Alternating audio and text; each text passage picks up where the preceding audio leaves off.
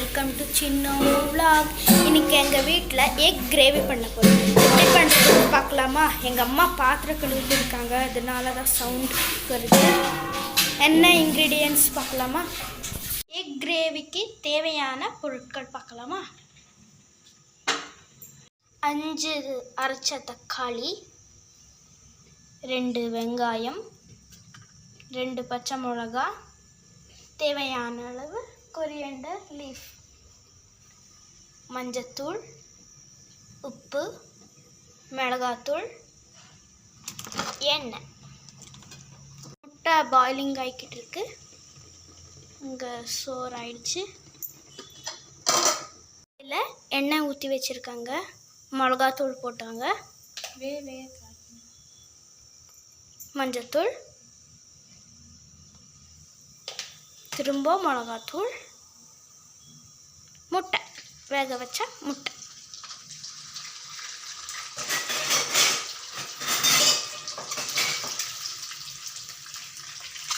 Focus ஆக மாட்டேங்குது.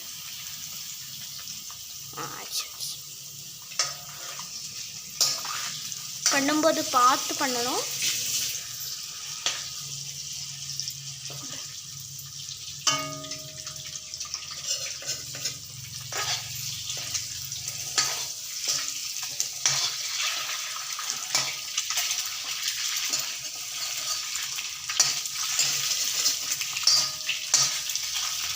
நல்லா மிளகாத்தூள் மஞ்சத்தூள் போட்டு முட்டையை போட்டு வறுத்துக்கிட்டு இருக்காங்க.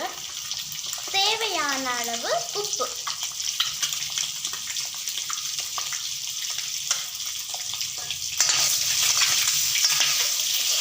நல்லா வறுத்துக்கணும். வறுத்துருக்க ஃப்ரை பண்ணியிருக்க முட்டையை எடுத்து ஒரு பிளேட்டில் போட்டுக்கணும்.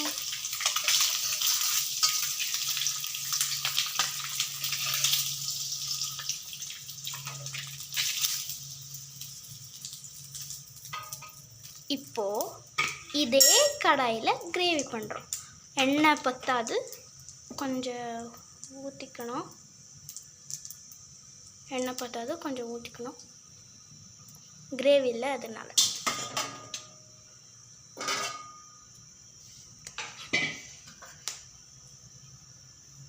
இப்போது வெங்காயம் பச்சை மிளகா போட்டுக்கிறாங்க.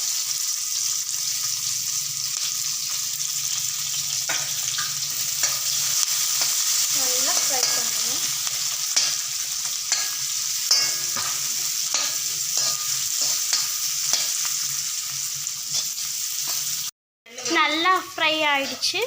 இப்போது அரைச்சி வச்சுருக்கல அந்த தக்காளியை ஊற்றுக்கிறோம். 5 தக்காளி அரைச்சி வச்சுருக்கோம்.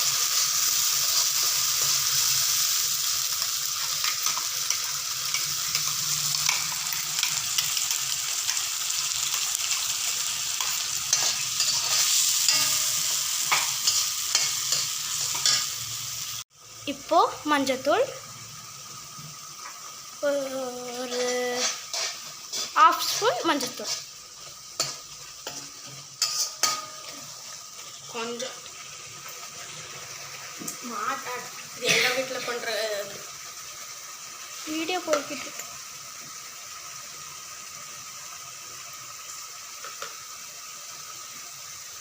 மிளகாத்தூள் 1 ஸ்பூன், 1/2 ஸ்பூன்,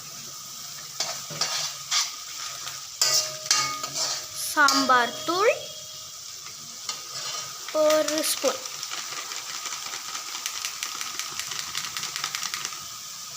ரெண்டு ஸ்பூன்,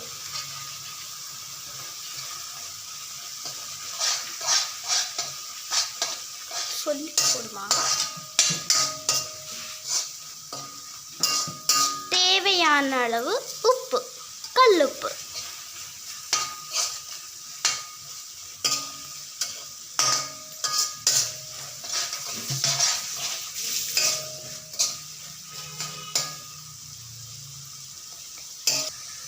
கொஞ்சம் தண்ணி ஊற்றுக்கணும் ஃப்ரெண்ட்ஸ். இங்கே பாருங்கள் ஃப்ரெண்ட்ஸ், கொஞ்சம் தண்ணி ஊற்று.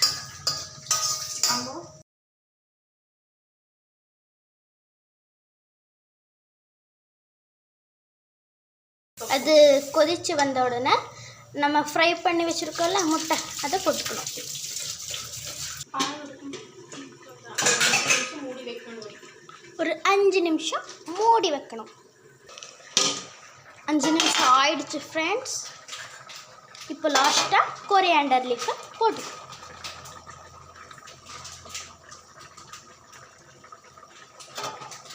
கொரியாண்டர் லீஃப்னா கொத்தமல்லி. அவ்வளோதான், நம்ம எக் கிரேவி பண்ணியாச்சு.